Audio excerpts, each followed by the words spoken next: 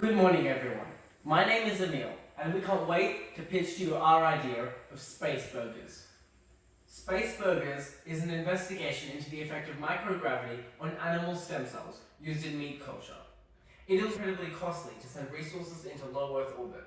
According to NASA, it costs $20,000 to send 1 kilogram of payload into space. Therefore, vital food sources, such as meat, are not very cost effective, as they are 70% water. With plants not being as energy dense as meat, it requires even more mass and space to take plant-based foods into orbit. According to biology scientists from Magic Valley, plants are not adequate as they do not provide a dense protein source for astronauts and take up a large amount of space relative to the protein they produce. Therefore, a denser protein source derived from animal cells would be very beneficial. For its size, meat is extremely energy dense compared to plants, which makes meat and poultry great sources of protein. They also provide lots of other nutrients your body needs, like iodine, zinc, vitamins, especially B12, and essential fatty acids. A paper from the National Library of Medicine concludes that meat's high amounts of energy was key to increasing our brain size. Previous experiments, such as NASA's Bench-1, has already shown us that plant cells are capable of growing in space and producing food. Our solution to these issues is cultured meat. Cultured meat is meat that is produced by growing animal cells into vitro, which means that they are grown in an artificial container, such as a petri dish. Thanks to Magic Valley, we have an outline of a process that is currently in use to generate cultured cells. To initiate the process, skin cells are first taken from the animal.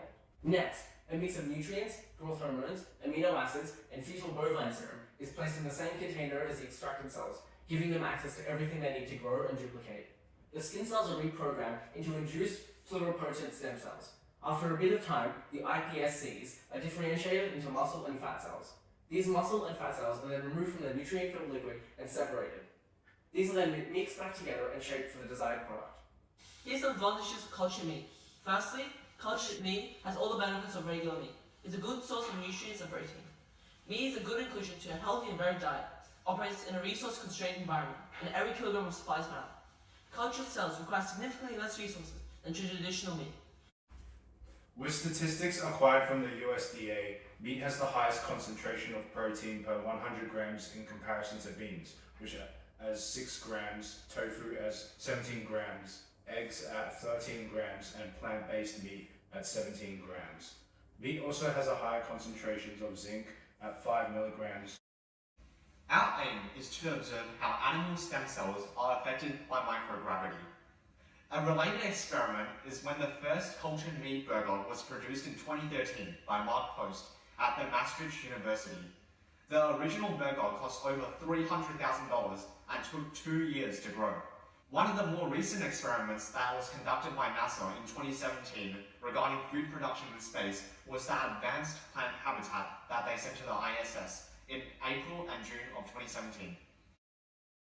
Our hypothesis is if the animal cell is cultured in a microgravity environment, then the properties and growth rate of the cell will be different due to the lack of stress from gravitational forces. The independent variable is the variable we're going to be changing.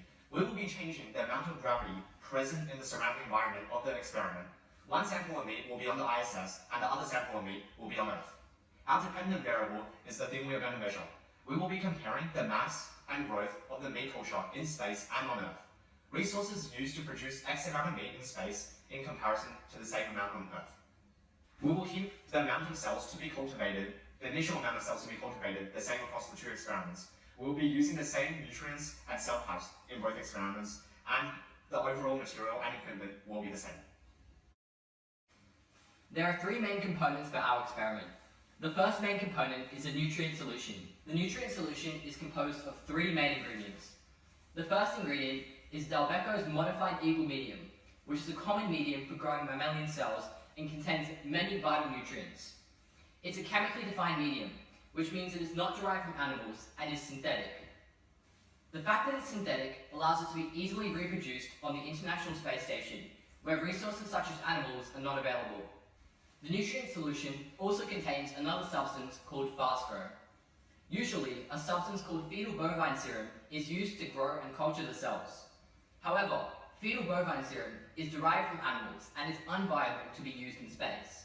Luckily, MP Biomedicals has created a product called FastGrow, which is a synthetic, animal-free alternative to fetal bovine serum. The final ingredient in the nutrient solution is antibiotic antimycotic solution from Gibco. This solution prevents bacteria from forming and contaminating the cultured meat during its journey in the ISS. The other main material for this experiment is the animal cells that are to be cultured. We came across a study by Cold Spring Harbor Laboratory, which discovered that immortalized bovine satellite cells can be used in applications of meat culture. As you can see in this diagram, cells on the ISS experience less compressive forces due to lack of gravity. Cells on Earth are compressed by gravitational forces, which causes them to struggle to reproduce as quickly. This is different to cells on the ISS, which can freely reproduce regardless of the amount of weight or the amount of cells, allowing them to reproduce more efficiently and create more meat to be consumed. The first step in our roadmap is purchasing the materials for our experiment. These will include the culture solution, the animal cells, and also the petri dish which the experiment will be held in. Then, we will set up 2 identical experiments, one to be sent to the ISS and one to be kept on Earth as a control. After we send an experiment to the ISS, we will perform both experiments simultaneously.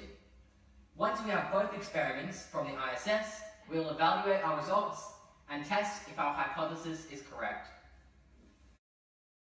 Join us in the sustainable revolution And invest in cultured meat. for a healthier, More ethical. and environmentally friendly future.